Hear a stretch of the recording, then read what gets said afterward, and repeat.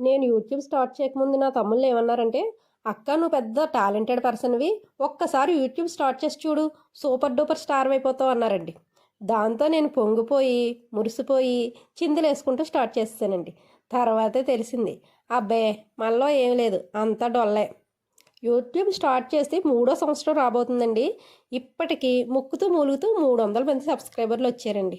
ఇంక లైక్‌లు, షేర్‌లు అంటారా? అబ్బో! వాటి గురించి ఎందుకులెండి మాట్లాడుకోవడం. ఒక్కోసారి ఎందుకొచ్చిన గొడవ వదిలేద్దామా అనిపిస్తుందండి.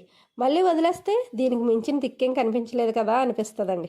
అసలుకే మొన్ననే గుండెల్లో ఉన్న బొక్కటి పూడ్చుకున్నానేమో, బయటికెళ్ళి కష్టపడే సీన్ లేదని అర్థమైపోయిందండి. ఇంకా మళ్ళీ యూట్యూబ్‌లోనే మిమ్మల్ని ఎంటర్‌టైన్ చేసేద్దామని డిసైడ్ అయిపోయాను. ఏంటక్కోయ్ ఎంటర్‌టైన్ చేస్తావా? ఏంటి నువ్వా? అనుకుంటున్నారా? సరే సర్లే ఎన్నెన్నో అంటాం అవన్నీ నిజాలు అవుతాయేంటి? ఇంతకీ విషయానికొస్తే డ్రెస్సులకి లైనింగ్‌లు కొనాలన్నా, చీరలకి ఫాల్సులు కొనాలన్నా, జాకెట్ ముక్కలకి లేసులు కొనాలన్నా డబ్బులు మీ బావని అడుక్కోవాల్సి వస్తుందిరా. ఆ! అయితే మమ్మల్నేం చేయమంటావు? అంటారా? ఆగాగు అక్కడికే వస్తున్నాను. ఈ సంవత్సరం అయినా సరే నా చీరలకి నేనే ఫాల్స్ ముక్కలు కొనుక్కోవాలనుకుంటున్నాను రా.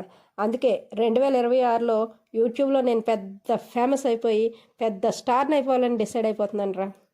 అలా స్టార్ని అవ్వాలంటే మీరేం చేయాలో తెలుసు కదా. నేను పోస్ట్ చేసే ప్రతి వీడియోకి లైక్ కొట్టండి, వీలైతే షేర్ కూడా చేయండి. ఛానల్ని మాత్రం సబ్స్క్రైబ్ చేసుకోవడం మర్చిపోకండి.